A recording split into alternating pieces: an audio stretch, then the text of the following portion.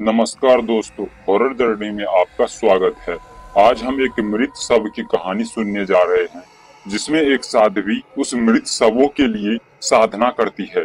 मुझे उम्मीद है कि अगर आपने यह कहानी पूरी सुन ली तो आपके रोंगटे खड़े हो जाएंगे। चैनल पर नए हैं तो चैनल को सब्सक्राइब जरूर कर ले दोस्तों। आइए साधनी की यह कहानी साधनी के पॉइंट ऑफ व्यू से सुनते हैं।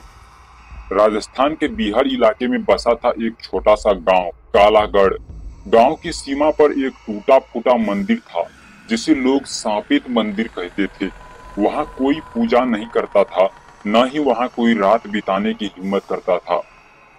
लोगों का कहना था कि वहां एक साध्वी की आत्मा भटकती है, जिसने वासना की भूख में मरने के बाद भी मोक्ष नहीं पाई। सालों पहले उसी मंदिर में एक तांत्रिक साध्वी रहा करती थी, साध्वी अनुरंधा। वह योगिनी थी, परंतु तंत्र की राह पर भटक चुकी थी। कहते हैं उसकी वासना इतनी तीव्र थी कि वह तांत्रिक साधना के दौरान पुरुषों को आकर्षित कर अपनी यौन संस्कारों से उन्हें मोहित करती थी, पर उसकी आत्मा को चैन तब भी नहीं मिली।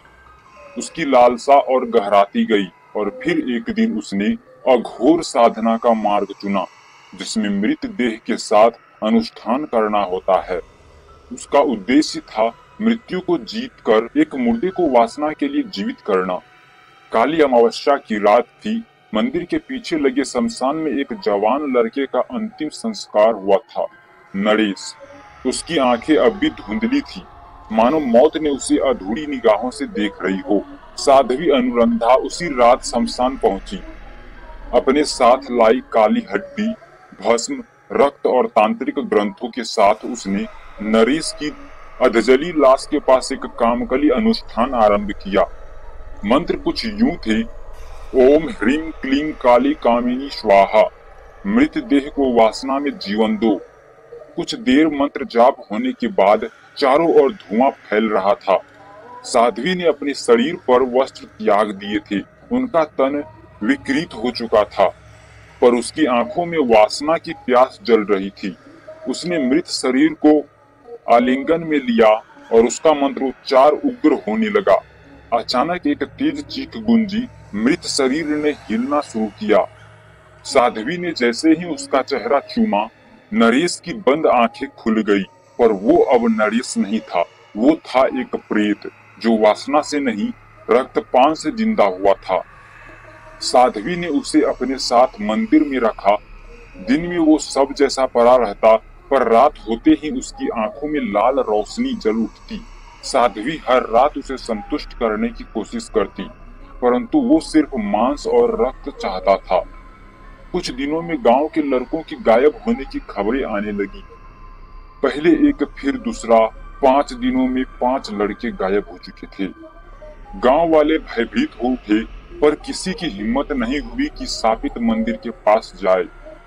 एक रात एक नवयुवक विक्रम, जो शहर से गांव अपनी दादी से मिलने आया था, इन बातों को अंधविश्वास मानकर मंदिर की ओर निकल पड़ा।